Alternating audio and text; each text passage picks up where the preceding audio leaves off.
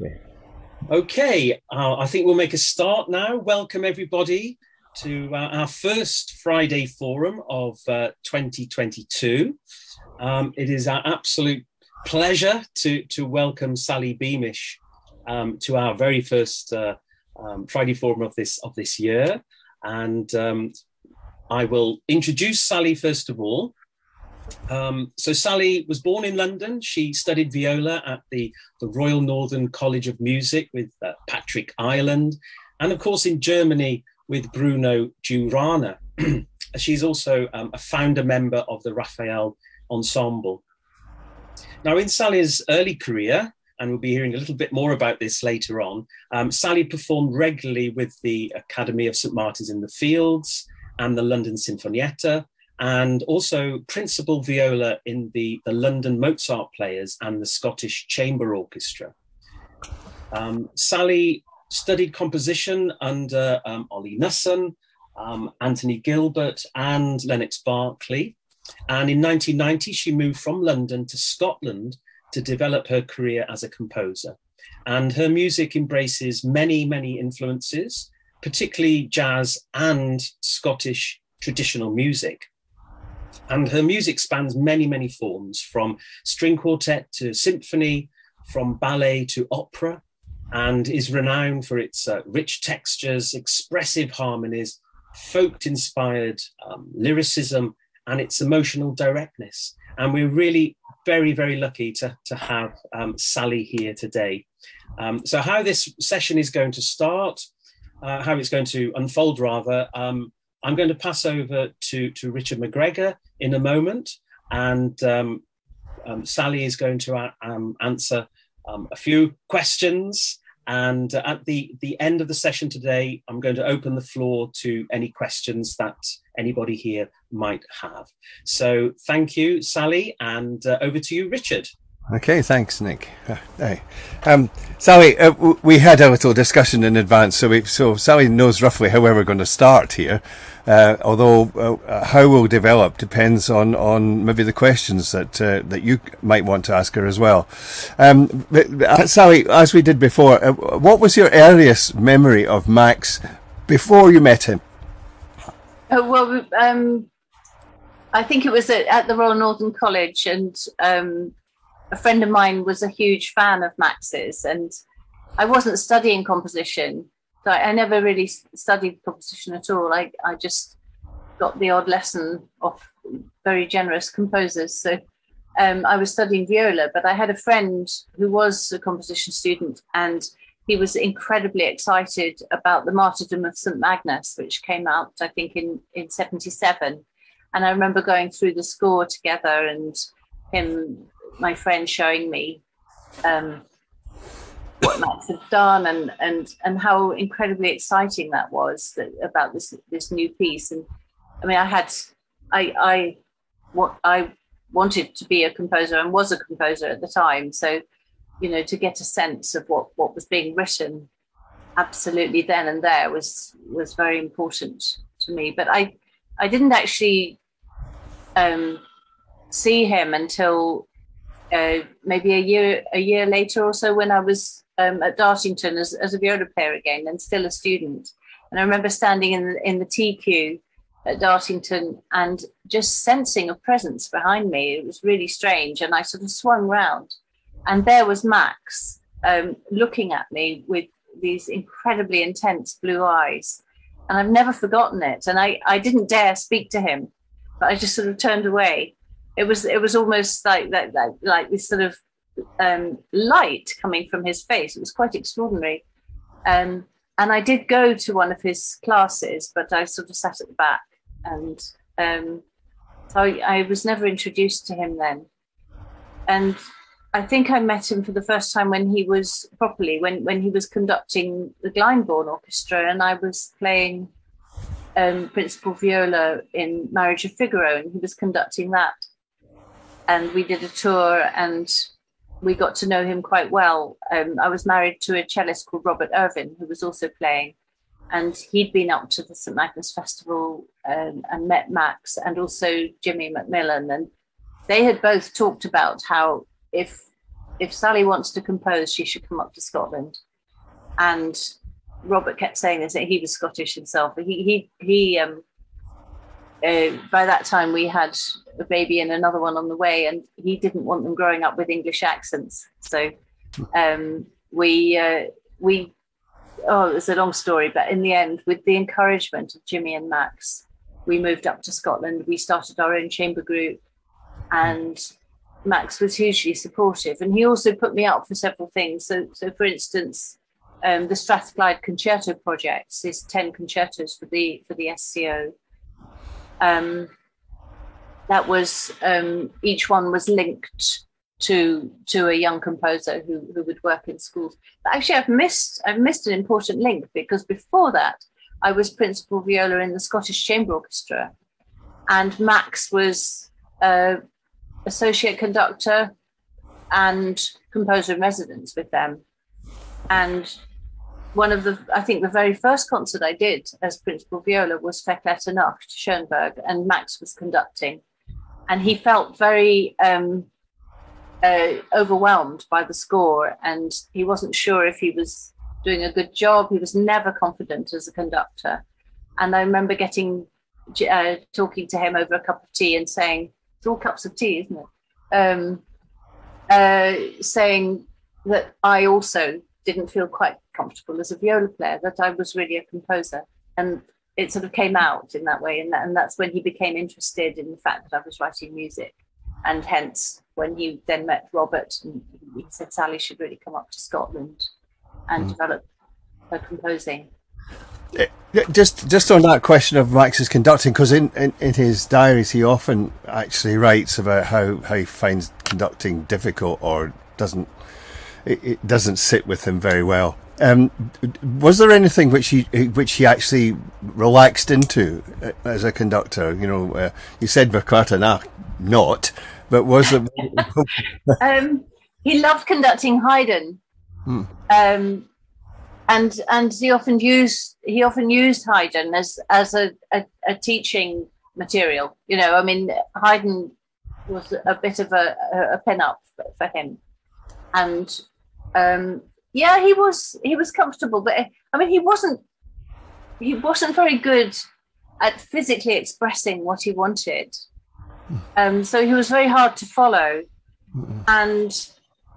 but the things he said were fantastic.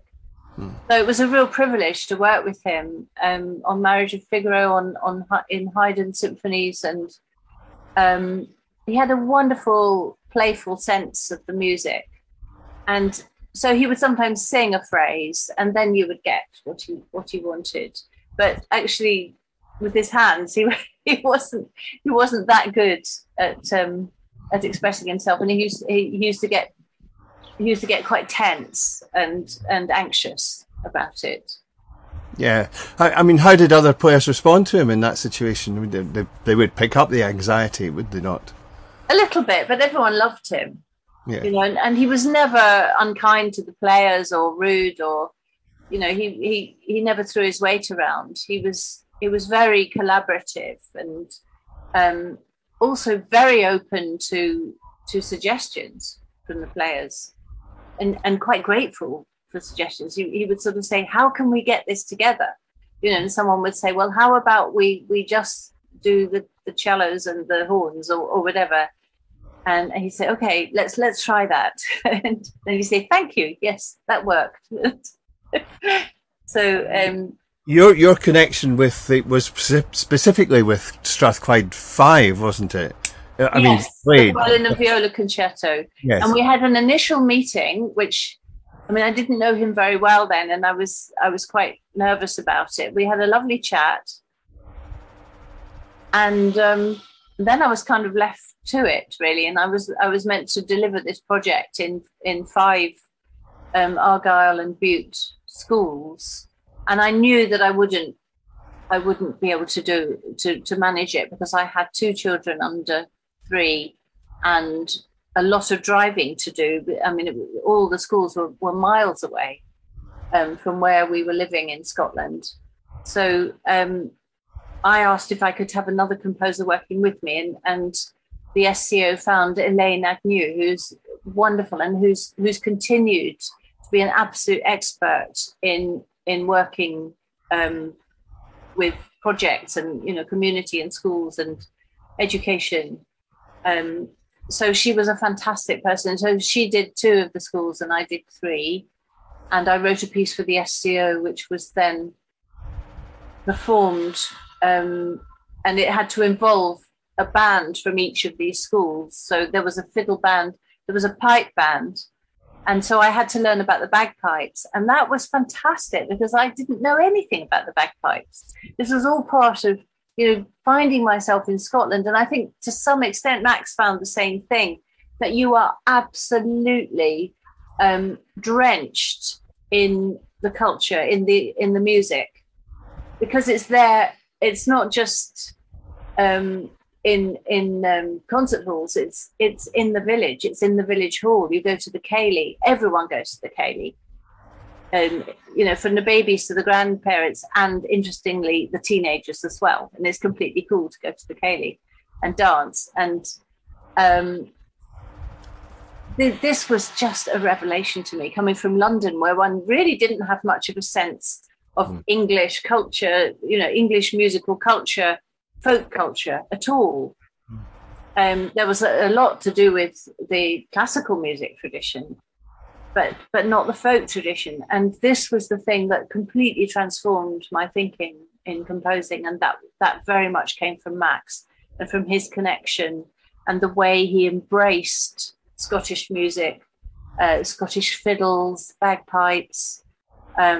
He loved it, and also Scottish writing, of course, with Mackay Brown.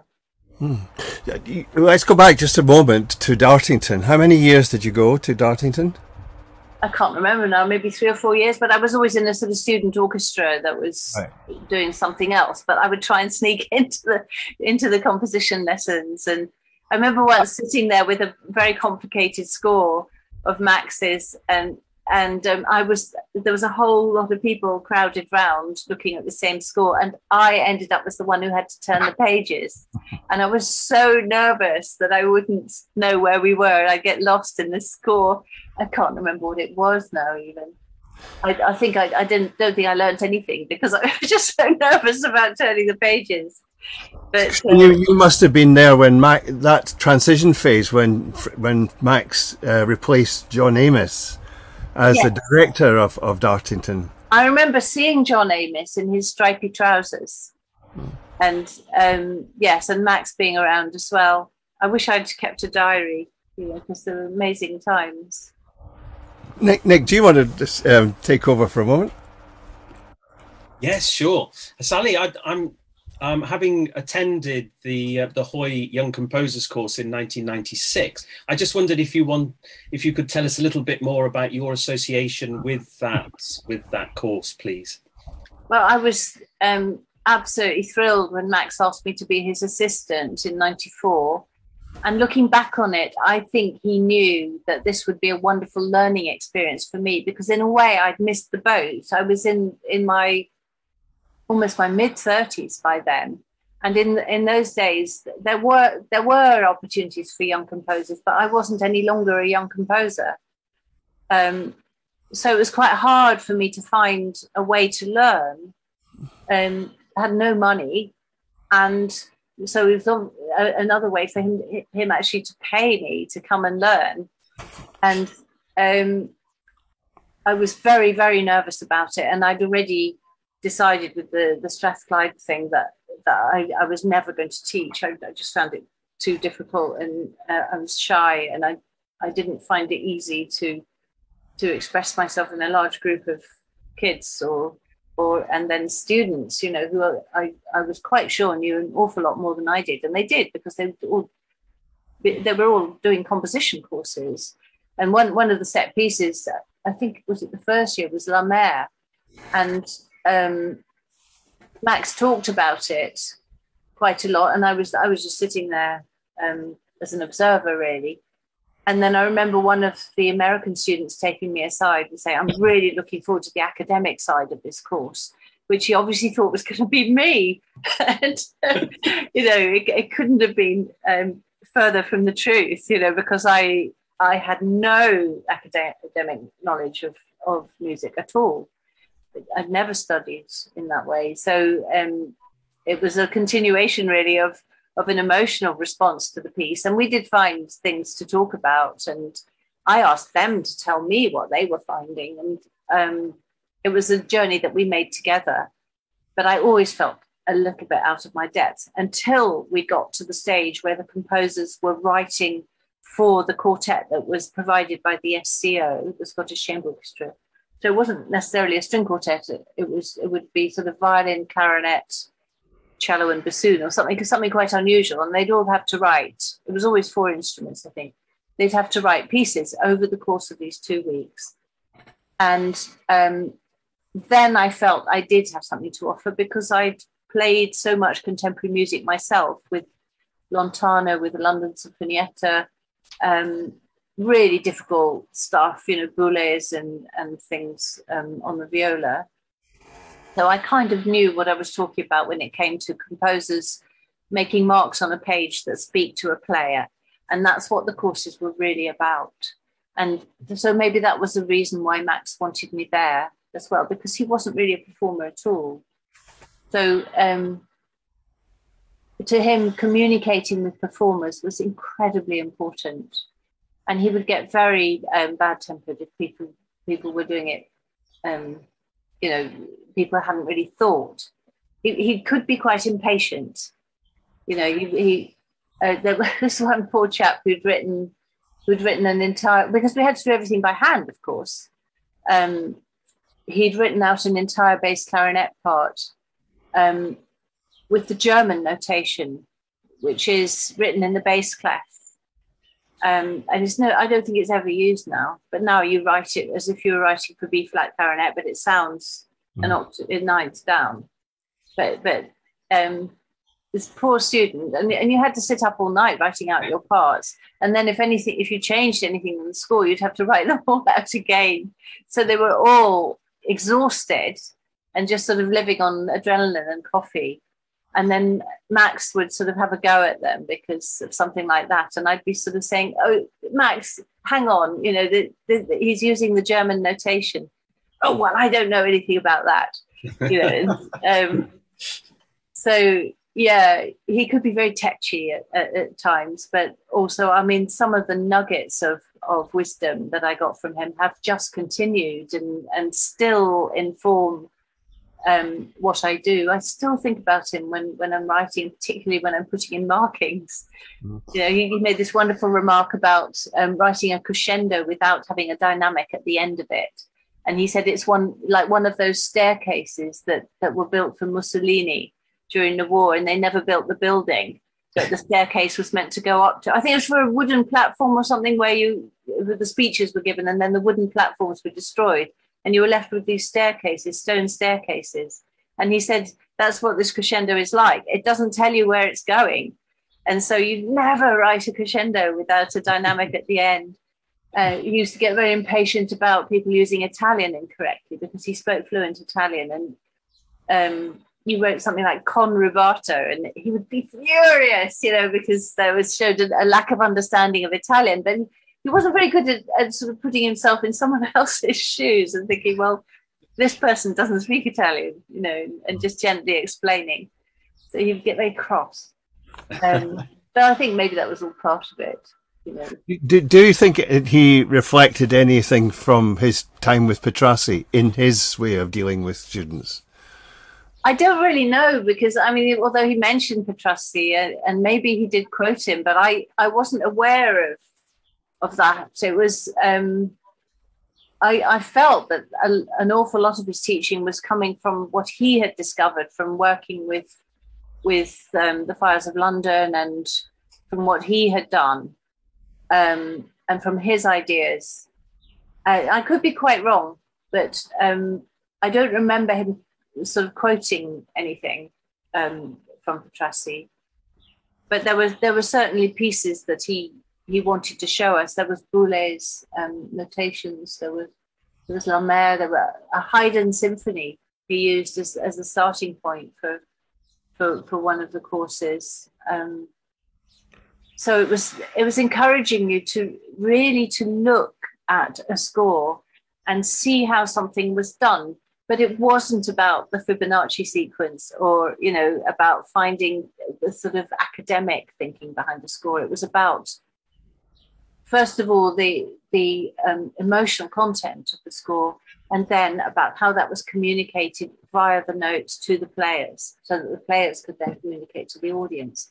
And the most wonderful thing was seeing the audience arriving on the Isle of Hoy on Stevie's Ferry, and we'd see them coming over, and the excitement of that. And they all came and sat through, I think it was usually 8 students, wasn't it? Do you remember that, Nicholas? Yes, there were 8. The 8 pieces, 8 completely new pieces, which didn't take any prisoners usually. and you know, the Orcadians would come and listen, and it was hugely exciting for them.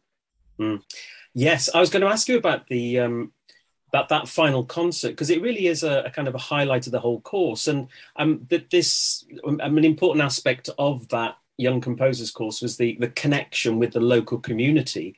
I mean, this is something which obviously you've taken on, haven't you, as well? Well, one still senses that there's a really strong tradition of music in schools and of fiddle teaching and things in Orkney, which I have the impression was instigated largely by Max. You know, that he was so insistent, and you know, writing all these the Two Fiddlers and all these pieces that were meant to be done by schools and communities, songs that were to be sung by the children. Farewell to Stromness, the piano piece, which he came to hate. I remember for his 80th birthday, I said, "Are you excited about the celebrations?" And he said, "As long as no one plays that asterisk, farewell to Stromness." And I'd been asked to write a piece to celebrate his birthday for that concert in the City Halls in Glasgow. And I thought, as a joke, I would use the theme from Farewell to Stromness and disguise it by sort of moving the notes between the octaves. It was for a piano duet.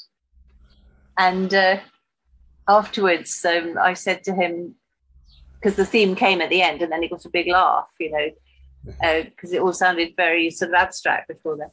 And I said, did you realise what it was? He said, "In the first bar."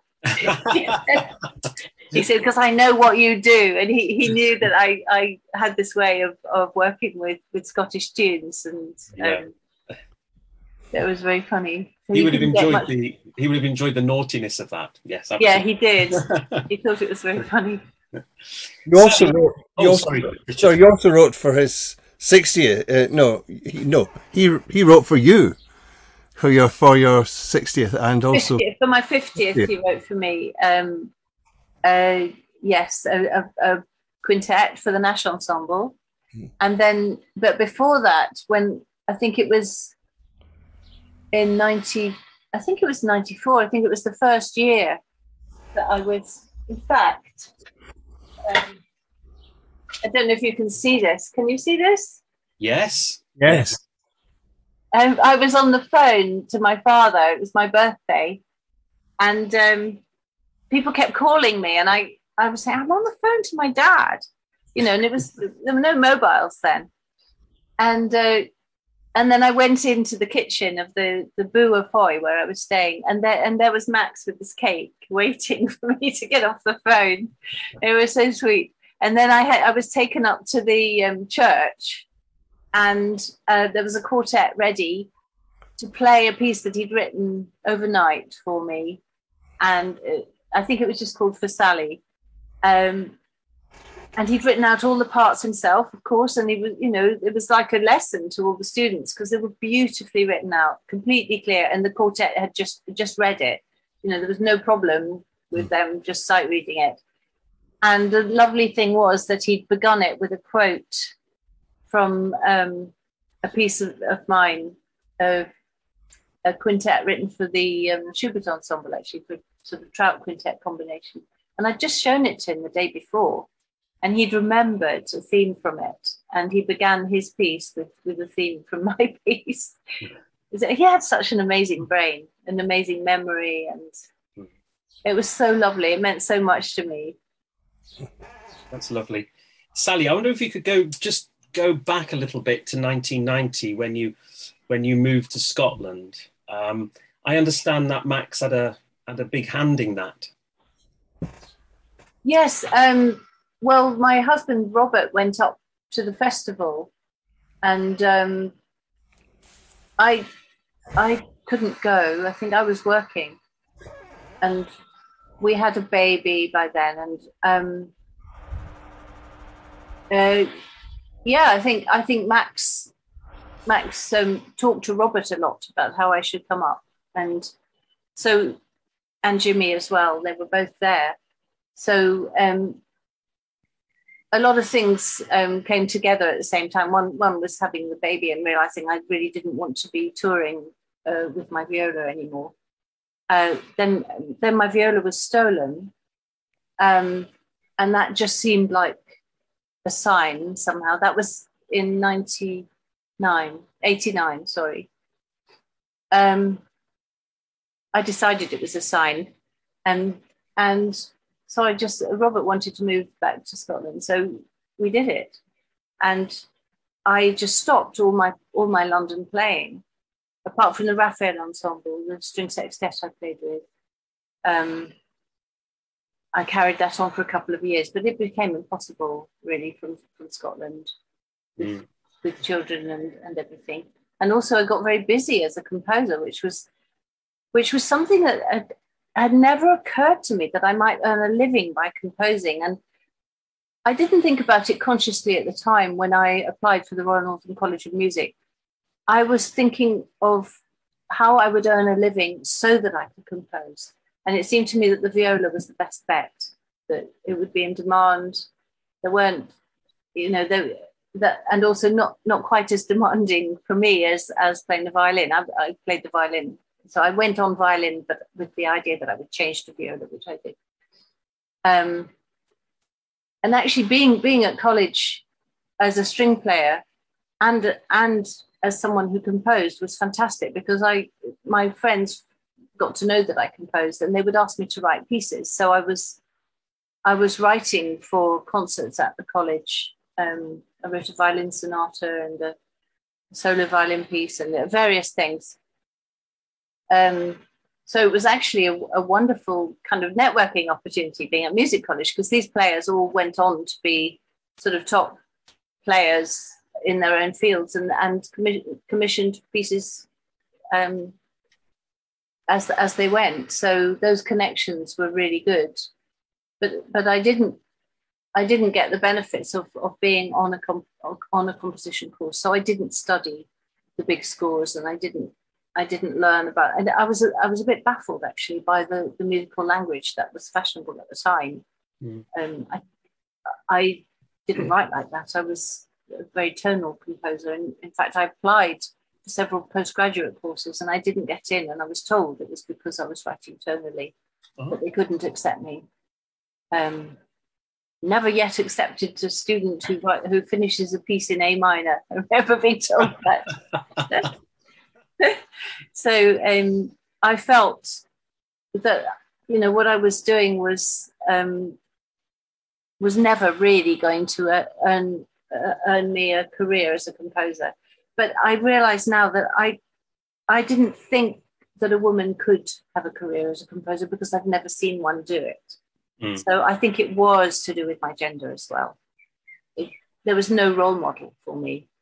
So it just didn't occur to me to study composition. Yeah. And I'm quite glad I didn't, in a way, because I learnt on my feet somehow. I learnt on the coalface. I learnt by writing. I learnt by playing music by Max, by Ollie Nusson, by Berio, with them conducting. And sitting at the back of the violas in the Philharmonia and hearing the woodwinds and learning how an oboe sounds, or how something sounds on the oboe when it's not particularly well written, and hearing the player muttering about it. And this is the way you learn. And I think that was Max's view as well, that it was a very practical view. And certainly when Alistair Nicholson Alistair Nicholson decided to reinstate the composers course, not on Hoy, but as part of the St Magnus Festival. And we knew that we'd be taking Max's teaching into that. And he used to appear on the course, but he'd come to the workshops and the rehearsals and things. And it was so frustrating because he just wouldn't say anything. He'd just sort of nod, and all the composers were desperate to know what he thought, and he just wouldn't go there at all. But he always did a wonderful talk at some point during the course. And we still are conflicted about the fact that we didn't record it on our phones, because we're fairly sure he would have said no. And we've lost some amazing archive material, because he would just talk for an hour about whatever was in his head, about his life, about politics, about being gay, about writing for bass clarinet, or, it was amazing. It was just a stream of beautifully constructed tuition, really, wisdom. He was a wonderful communicator, wasn't he? He was. Those public lectures, they're just wonderful. Yeah. He was funny. He was witty. He was very, very engaging as a person. I wonder if I could just move you on to talk a little bit about the influence of Scottish traditional music. And you've already mentioned that features highly in Max's own musical language, but also the influence of landscape and the natural world, such as birdsong in your music. I assume that interest was sparked when you moved to Scotland, or was landscape important to you before then? No, not so much. Living in London, I suppose, but story was always very important to me. My very earliest pieces were settings of words, and also I would draw pictures on my manuscript paper as well. I think it was all part of, I think what I really wanted to do was write for the stage, and right from age 4 when I started, I wanted to write. I wrote an opera. It was spelled OPRA when I was about 7. A very grand title for a few little songs, but so that was my main inspiration. But arriving in Scotland, I had no idea what was going to hit me. It was fantastic. We lived in the most beautiful place in a farmhouse on the top of a hill with amazing views, and then all the sort of trips to Orkney and up into the Highlands, and the travelling I did on the Strathclyde thing. I was driving up to Oban, going to Bute, going to Dunoon. It was extraordinary. But then, of course, having to learn about bagpipes and pibroch, the classical music of the Highland bagpipe. I mean, I'd never even heard of it before I moved to Scotland. And I still use the idea of pibroch in my music, because the wonderful thing about pibroch is that the variation form is developed through ornamentation. But because the bagpipes don't have any dynamics, every ornament sounds exactly the same as the melody note. So you actually lose the melody and the ornaments take over.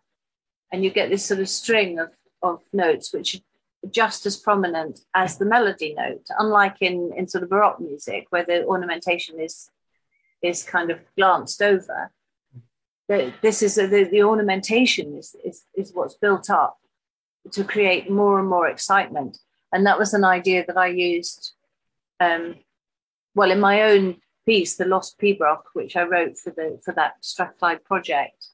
I wrote my own pibroch with the help of the piping tutor from Dunoon Grammar, I think it was, and just dedicated to her. And I then, when I was asked to write a symphony for the Iceland Symphony Orchestra, and that's something that would never have happened if I'd been in London. It was the whole thing, and that's why Max said I should come up, because there were these amazing opportunities from being in a small country.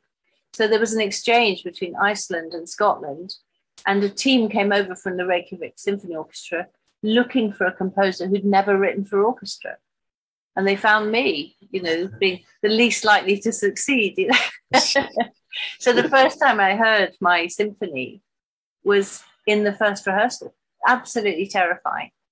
But wonderful. But wonderful too. And what I did, because I was so frightened of this, I'd never written for brass or percussion or anything before. I decided to use a piano trio that I'd developed from this Pibroch as being the basis of the symphony. So I took each variation, it was a set of variations, this piano trio, and I took each variation as a sort of pillar, and I orchestrated them all, and then I spread them out, and those were my places where I knew what was going on, because I was orchestrating my own music. And then in between, I did a setting of Psalm 104. And so then I was working with words. So again, I had something that I was able to hang on to in between. I mean, there were no voices in the piece, but I just set the words anyway. And for various instruments. And so that's how I created the piece. And I remember Max actually, as an exercise, he loved giving the students snippets from the Orcadian newspaper. Did he do that with you? No. Oh, I think he did it one of the years I was there. So he'd cut out little articles from the paper, and they'd be put in a pile, and each student would have to select one, and you'd get one for sort of rainwear or something, and you'd have to set it for voice. Oh, wonderful. And Alistair and I did that on the St Magnus course, and it was just such fun to do. And I think he was very good at finding a practical starting point, something that would just trigger some kind of inspiration. And it didn't matter that it was an advertisement for Plastic Max. It would somehow make some music in your head. Yes. Yeah. Richard, would you like to take over? Yeah. Well, Sally, you mentioned earlier when we were chatting a work in 2007 that you wrote, which was related to Max. The Cage of Doves. Yeah. And that was a commission from the Stavanger Symphony Orchestra. So I was very much thinking, because it was Norway, I was thinking Orkney again. And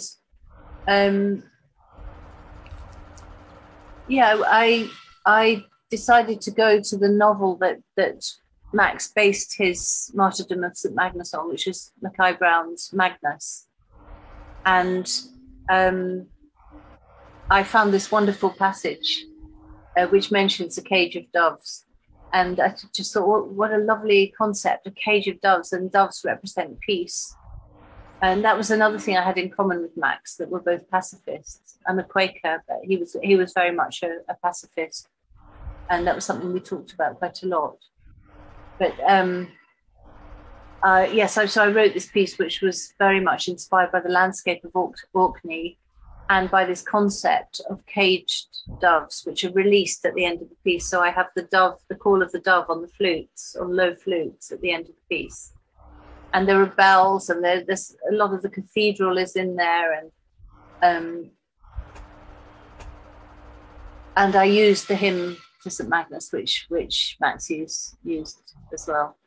So, which is an extraordinary thing, because it's all in thirds, which, considering, that it's a medieval, when the English were writing in fourths and fifths, this was written in thirds, which makes it very unusual and very distinctive. So it was a lovely thing to sort of use on the horns.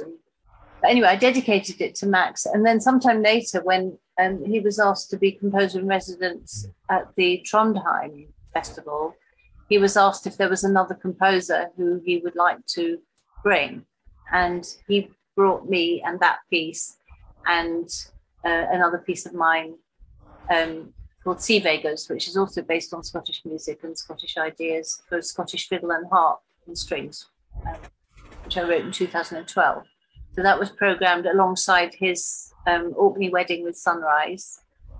And we sat together, and I remember at the end of his piece, he said, "What a silly piece." And and I felt a bit the same about mine. You know, that it was just very joyful and light-hearted, and yes, I'd used the Scottish traditions in it in the way that he used them as well. So it was like, you know, a coming together of our inspirations, and it was a lovely thing just to be there together with him. I was also interested in because I've done a bit of work on your music, is this whole idea of detail in the score. The idea that, you know, that every note has a meaning, has a purpose. It's not there because it's part of something. And I reflect, no, people possibly won't know this, but that the score of the 8 songs has of course the birdcage one where and also the idea that the violin is taken and broken in the 7th song, and I was saying that Roger Smalley was complaining, this was 1973, about the fact that there's not enough detail in the score to know what's going on. How do you possibly interpret this? You would never say that of Max's stuff subsequently, would you? And I think he's you referred to the crescendo, but there's every aspect of his thing must have had some kind of influence on the fact that you use dynamics and colour very, very strongly in your work. You're very careful. I'm very meticulous because, you know, if you have lots of questions coming from the players, then you're wasting rehearsal time, which is always short, you know, and so my ambition is always that there'll be no questions from the players, that they'll know exactly what to do from the score. But yeah, of course there always are. But I was amused that my son Tom Irvin used to come along as the course assistant on the course that Alistair and I did, and Tom would make the recordings during the classes. And years later, when he asked me to play on a session of his, he's a pop musician, I was presented with my viola part, and it was absolutely meticulously marked, you know, which you never see on a pop session. And I thought, oh my goodness, you know, he was sitting there in those classes with me and Alistair, talking endlessly, you know, Max's legacy, talking endlessly about how precise you have to be, particularly for string players, actually. They expect every note, they expect to know exactly what the attack of the bow is, even sometimes what string you want something played on, obviously whether it's pizzicato, arco, spiccato, legato, sul ponticello, you know, all these different possibilities. And so we, you know, this was something that we talked about a lot on those courses, and that my son had then picked up. So it was just like a direct line from Max through to the little boy who fell out of a tree in Orkney and cut his head when he was 2, and when he came up for one of the courses, you know. So I'm amazed he found a tree in Orkney. Exactly, he found the only tree in Orkney and fell out of it. So yeah, Max was also very, very fond of my children and very interested in what they were doing. So that was a lovely thing as well. Yeah. Nick, shall we open the floor now? Yes, I've got a couple of more questions, but I think now would be a good time to open the floor for any questions. Please just unmute yourself and ask away. I'll just pause for a moment. Ryan. Hi, Sally. Thank you for sharing those memories. It's really wonderful. I too went to Dartington College of Arts, unfortunately, just as we merged with Falmouth. So I was wondering if you could sort of paint a little picture for me and tell me what it was like attending those composition classes in those summer schools a little bit, just so I could have a bit of background, because unfortunately I missed the heyday by a couple of years, unfortunately. Well, I'm afraid I can't really say very much about it, except that, you know, I was allowed to just sit in. A friend of mine, John Woolrich, have you come across him? A wonderful composer, and he was also a great support to me. And he said, just come in, because I think he was assisting Max in those classes. But I think I was too overwhelmed by these real composers who were sitting there, and the time that I ended up having to turn the pages, I was just completely overcome by a sense of my own unworthiness to be there at all. So I don't think I probably did learn things, but I can't remember specifically. I'm sure I took in a lot at the time, which then went into my work, but you can't always remember when you heard things. I think when I really learned from Max was when I was with him as his assistant, and really having to take in what he was saying to the students so that I could then follow through, and it sunk in much more then. Thank you. I suppose just got another quick question, if I may. I'm researching experimental music theatre at the moment. I was wondering if you had any wise words to say about Max's music theatre pieces. But I know he got very cross when certain directors wanted to do things that he had, because he got very specific in particularly in his theatre scores, of exactly what he wanted to happen on stage. And I mean, I've had an experience of writing an opera, and I put in a lot of stage directions, which were totally ignored by the director, because the director will want to have their own vision. I'm not sure that would happen so much now, but in those days, when I wrote my opera, so in sort of 2000, 2001, the composer was expected to keep out of the way. The librettist handed the libretto to the composer handed the score to the director, and then the director was king in those days, king or queen, and you didn't really get a chance to say very much. So, and Max really railed against that. He wanted to be. He said the piece wouldn't exist if it wasn't for me having written it. So you have to do what I wanted in the score. You have to fulfill my vision.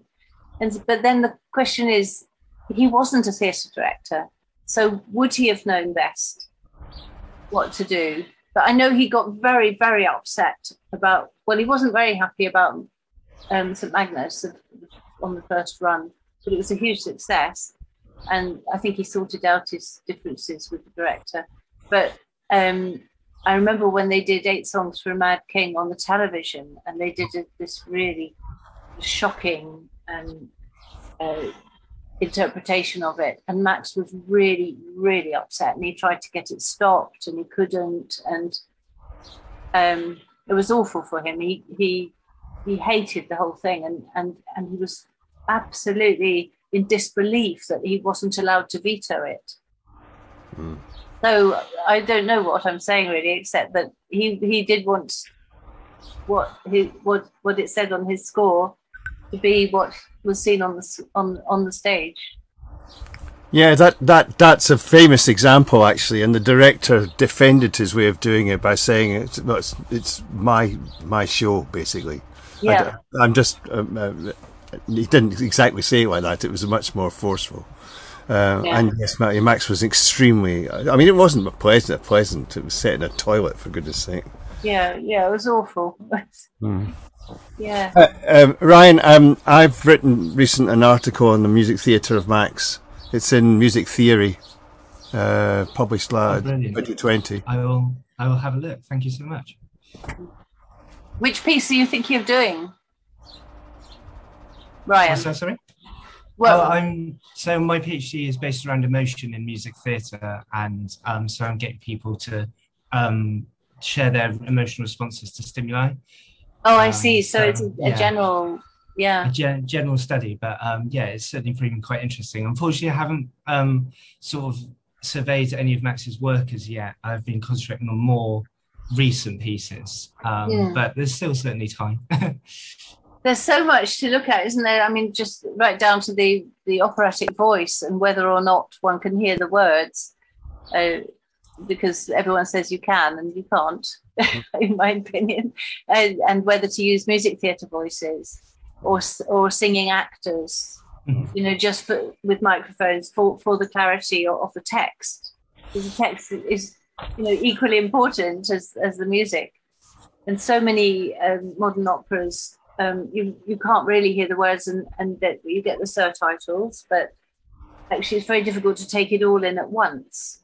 And the wonderful thing about music theatre is that it's often, I mean, musicals, is that it's rhyming, and the words have just such a fantastic connection to the music that you get them first time, because they're absolutely connected, and with the rhyming, you know, it just helps.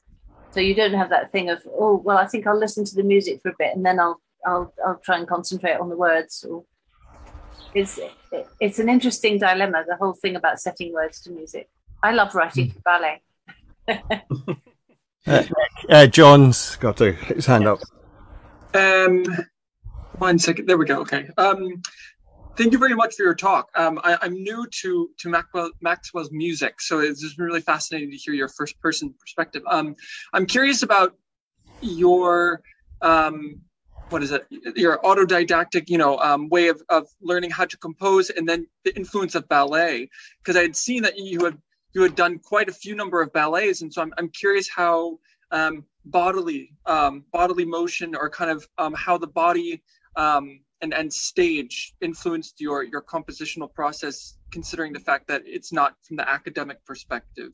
If that well, I always felt that writing for dance was what I ideally would like to do, but because, being a classical composer, you're usually reliant on what you're commissioned, what you're asked to do. And I didn't get my first ballet commission until I was 60. So that was when I finally discovered that, yes, that is, I'm absolutely in heaven now. This is fantastic. But of course, what doesn't happen is that you get inspired by the movement of the bodies, because I don't see the bodies until way after I finish the score. So I'm imagining what the choreographer is going to be doing with the music. And I don't know anything about dance or ballet. So what I'm imagining is how to create a scene, how to create a dramatic trajectory with my music that the choreographer that I'm working with can then translate onto the bodies. And then it's fantastic, especially with ballet, because everything is very precise, and it's like seeing your music, actually seeing your music on the stage. It's wonderful. That's fascinating. If I can just ask just a follow-up, if that's okay. This idea of, I'm actually reading a book right now on Stravinsky's music and how he composed it with the body. And so I'm just curious, being someone, who had to, in a way, catch up. I thought that was really fascinating that you've accomplished so much with a very, let's say, like unconventional way to composition, that when you are doing compositions, let's say for performers other than musicians, that you encapsulate, I guess, your motion in the music, and then it's personified. I just thought this kind of transdimensionality, I guess, let's say, to the musical process in your mind, if that makes sense, where it's supposed to be embodied in a different art form itself. Yes, and it's absolutely fascinating working with a choreographer on that, and particularly with modern technology, so that I can send him a mock-up of each scene as I write it, and then get his, I'm working with David Bintley at the moment, I could get his response to that, and then his ideas, and he'll say, well, do you want applause there or not? Or I haven't got time to make my joke there, or I need to hear that again. I'm not getting it the first time. Yeah, I mean, that's gold dust. Because how often do classical composers get that kind of feedback? And usually, you write your piece, it's performed, there's an audience, there might be some reviews, but everyone's only heard it once, and you've only heard it once. So it's so hard to know and to grow.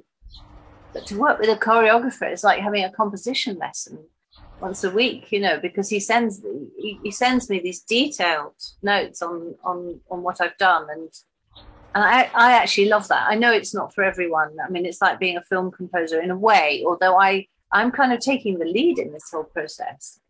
Until he has my score, the piece doesn't start to exist. And whereas in a film, of course, you're the last person to come on board, and the director will already have ideas, and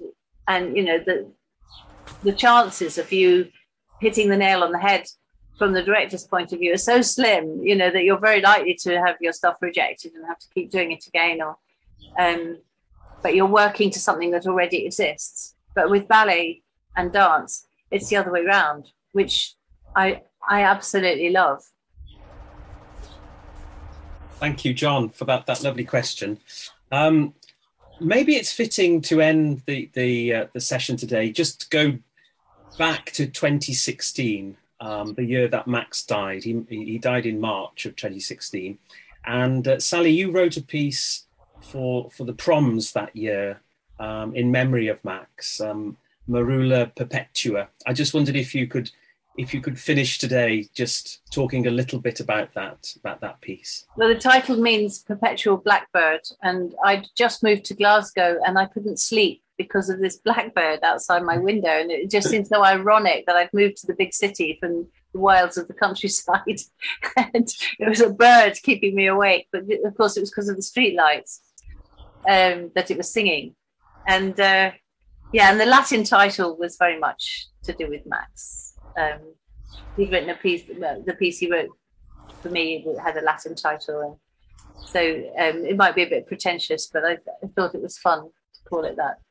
And I went back to using quite mathematical ways of composing, using note squares, and I was very much thinking about him, and particularly as someone had just given me a pile of his very distinctive manuscript paper. And I thought I would compose on that. So I was actually using Max's own paper that he'd left at a friend's house. It was a very important piece for me, and really rather different from anything else I've written, I think. Well, thank you. Richard, would you like to draw proceedings to a close? Of course. Well, Sally, it's been a great privilege to be able to have you share your experiences and thoughts, and also your some compositional things too, relating to your own activity, because that's part of the whole process, isn't it? It's hopefully it's a continuum of composition, not just one composer then another composer and so on. So we're really grateful to you for actually taking the time to explore some of those connections and the way in which sort of the continuity of thought and idea can continue, and we'll hope that keeps going forward. But most of all, for giving us the opportunity just to hear personal reflections. It's always good to hear how people have responded to Max, but also how Max's personality comes over in some of the things. I mean, for example, not many people looking at his music will know that he had these doubts about his conducting and so on. Yeah, it's quite important to know that, you know, underneath the veneer really of the public, say humorist, because he was quite funny, and actually underneath there was quite a lot of self-doubt and self-criticism. And I mean, players will have seen some of that, and composers will have seen some of that. But it's really important, and thank you so much for doing that. Thank you again. Thank you. It's been lovely for me as well, just to go back and remember how much I owe to him. Yeah. Thank you, Sally. Thank you. Thank you very much. Thank you. Thank you. Bye, everybody. Bye. Bye.